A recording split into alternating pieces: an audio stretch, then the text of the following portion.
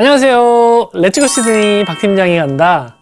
오늘은 부동산 구입을 하실 때 하우스가 더 나은지 아파트가 더 나은지에 관해서 한번 이야기를 해보려고 하는데요.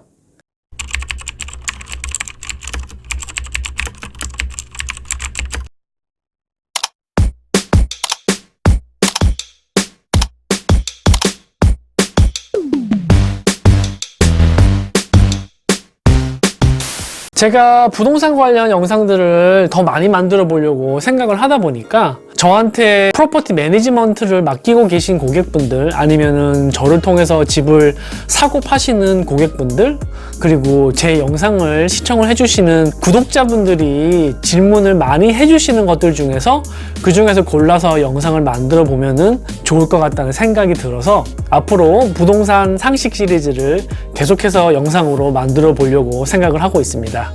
그동안의 리얼 에스테이트 에이전트는 어떻게 되느냐? 집을 살 때 퍼스트 홈바이어인데 어떤 식으로 가격 흥정을 하고 오퍼를 해야 되느냐?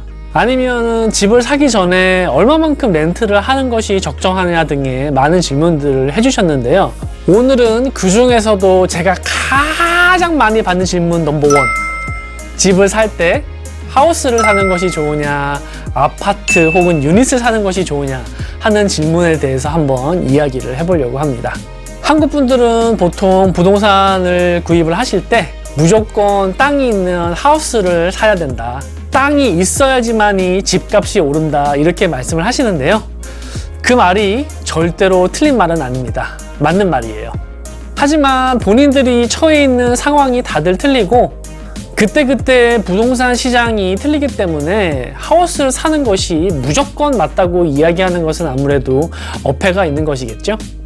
예를 들어서 제 고객분 중에서 3베드룸 아파트를 1.5 밀리언을 주고 사신 분이 계셨는데 저는 속으로 저 가격이면 같은 동네에 정말 좋은 하우스도 살 수 있는 돈인데 왜 저 아파트를 사시지라고 속으로 생각을 했던 적이 있습니다. 엄청 럭셔리하고 고층에 있는 펜트하우스 같은 느낌의 3베드 아파트였는데요. 근데 결국에는 몇 년 만에 3밀리언을 넘게 받고 다시 재판매를 하시더라고요. 워낙 인기가 있는 동네라서 타이밍을 정말 잘 잡아서 파셔서 2배가 넘는 금액으로 파실 수가 있었다고 생각이 됩니다. 그 가격에 같은 동네에 있는 하우스를 사셨다고 하더라도 그렇게 똑같이 가격이 올랐다고 장담을 드릴 수는 없습니다. 왜냐하면은 그 아파트가 그렇게 좋은 가격에 팔릴 수 있었던 이유는 그 아파트만이 가지고 있는 편의성과 희소성이 있었기 때문에 그렇게 좋은 가격을 받을 수가 있었던 것이니까요. 저는 하우스가 좋으냐 아니면 아파트나 유닛이 좋으냐라는 질문을 받으면 일단 저는 거주용인지 투자용인지를 나누어서 결정을 하라고 말씀을 드립니다. 그럼 먼저 거주용, 오너 아큐파이어일 경우를 먼저 살펴보면 이 경우는 의외로 간단합니다. 이 경우는 이 질문을 저 같은 에이전트한테 할 게 아니라 본인들 스스로가 한번 곰곰이 생각을 잘 해보셔야 되는 문제라고 저는 생각을 합니다. 내가 아파트에 살고 싶은지 하우스에 살고 싶은지, 아니면 내가 살기를 원하는 동네에 내가 가지고 있는 예산으로 하우스를 살 수가 있는지, 아니면 아파트나 유닛밖에는 살 수가 없는지를 먼저 당연히 알아보셔야겠죠. 제가 퍼스트 홈 바이어들한테 진짜 많이 받는 질문이 어느 지역에 뭘 사야 되죠? 이런 식으로 질문을 하신 분들이 진짜 많으신데 제가 이런 질문들에는 답변을 해드릴 수가 없어요. 왜냐하면 집을 사시기로 결정을 하셨다면 가장 먼저 제일 첫 번째로 하셔야 되는 일은 내가 얼마만큼의 현찰을 가지고 있는가, 그리고 내가 얼마만큼의 돈을 은행에서 빌릴 수 있는가를 먼저 확인을 하시는 일입니다. 이렇게 예산이 정해지고 나면은 그 다음에 지역 선정은 자연스럽게 이루어질 수밖에 없겠죠?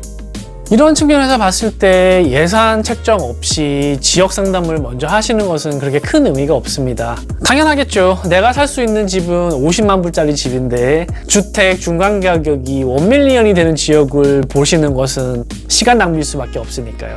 다시 거주용 집을 사는 얘기로 돌아가서 이렇게 예산이 결정이 되고 나면은 내가 정말 원하는 라이프 스타일이 무엇인지, 내가 정말 원하는 주거 형태가 무엇인지에 대해서 한번 곰곰이 생각을 해보셔야겠죠. 다들 당연히 아시는 얘기겠지만 하우스의 경우에는 좀 더 넓은 주거 환경에서 가족 구성원들 모두가 각각의 방을 가질 수도 있고요. 이웃과도 벽을 쉐어할 필요가 없고 또 넓은 뒷마당이 있는 훨씬 더 나은 주거 환경에서 사실 수가 있겠죠. 정말 넓은 집에서 사실 경우에는 뒷마당도 아주 넓고 예쁘게 가꾸시면서 집 안에는 럼퍼스 룸이니 패밀리 룸이니 아니면 게임룸, 시어터 같은 것들도 멋지게 갖춰놓고 집에서만 시간을 보내더라도 남부럽지 않은 그런 퀄리티 있는 주거 환경에서 사실 수가 있는 것이겠죠. 반면에 넓은 하우스에 사실 경우에 단점도 반드시 존재합니다. 넓은 정원을 관리하기 위해서는 주말을 투자하셔가지고 정원 관리 및 가드닝을 하셔야 될 거고요. 또 와이프분들한테 한 소리 안 들으려면 매주 쓰레기통을 길에다가 내놓는 것도 절대 깜빡하시면 안 되겠죠.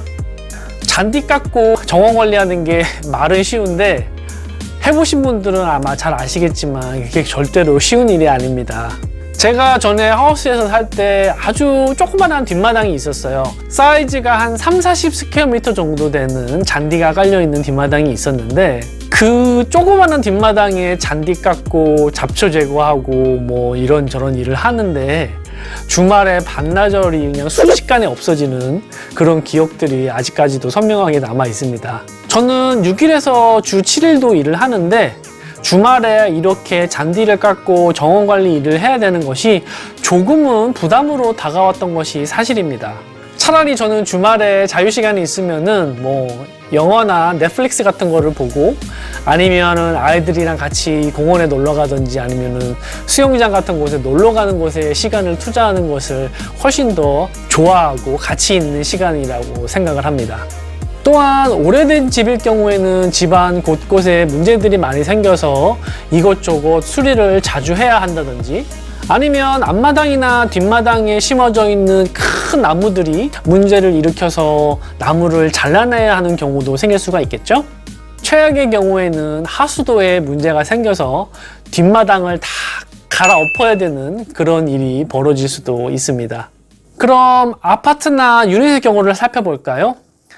아파트나 유닛의 경우에는 하우스보다는 확실히 공간이 협소하지만 그만큼 좀 더 낮은 버젯으로도 구입을 하실 수 있는 것이 가장 큰 장점이라고 생각을 합니다. 누구나 다 돈이 넉넉하게 있어가지고 처음부터 아주 넓은 4베드룸 하우스를 살 수 있다면 참 좋겠지만 대부분의 사람들은 퍼스트 홈으로 아주 조그만한 아파트나 유닛에서 시작을 해서 사고 팔고를 반복하시면서 점점 더 큰 집으로 업그레이드를 하는 것이 대부분이라고 생각을 합니다. 또한 아파트나 유닛들은 역세권이나 쇼핑센터 근처에 위치를 하고 있는 경우가 많기 때문에 차가 없이도 접근이 용이하시고 또 하우스에 비해서는 메인테넌스 문제들도 훨씬 더 적게 발생하는 장점이 있습니다. 당연히 주말에 정원관리나 잔디 깎는 일 등의 주말을 할애해야 되는 일도 없겠죠. 하지만 캐피털 게인, 즉 가격 상승적인 측면에서 봤을 경우에 하우스에 비해서 마켓의 영향을 훨씬 더 심하게 받고 가격 상승 폭이나 인기도도 하우스에 비해서 훨씬 적은 것이 사실입니다. 자, 그렇기 때문에 거주형 집을 사시는 것은 이런 장점과 단점들을 고려해서 본인이 가지고 계신 예산과 합친 다음에 본인에게 맞는 방향으로 결정을 하시면 되는 것이겠죠. 또한 집을 사기로 결정을 하셔서 집을 보러 다니시기 시작한 시점부터 얼마 만에 집을 살 수 있냐는 정해진 것이 없습니다. 어떤 분들은 집을 보러 다니시기 시작하자마자 몇 주 만에 마음에 드는 집을 찾으셔서 집을 구입하시는 분들도 계시고요. 또 어떤 분들은 정말 몇 년 동안 인스펙션을 하셔도 집을 구입하지 못하시는 분들도 많이 있는 것이 사실입니다. 생각보다 말이 좀 길어졌는데 다음 편에서는 투자용으로 부동산을 구입하실 경우 하우스가 좋은지 아파트가 좋은지에 대해서 좀 더 구체적으로 자세하게 알아보도록 하겠습니다. 이 영상이 마음에 드셨다면 좋아요 눌러주시고요. 박 팀장이 전해드리는 호주 부동산 소식을 놓치지 않고 계속해서 보시고 싶으신 분들은 구독과 알림 설정도 부탁드리겠습니다. 끝까지 시청해주셔서 너무 감사합니다.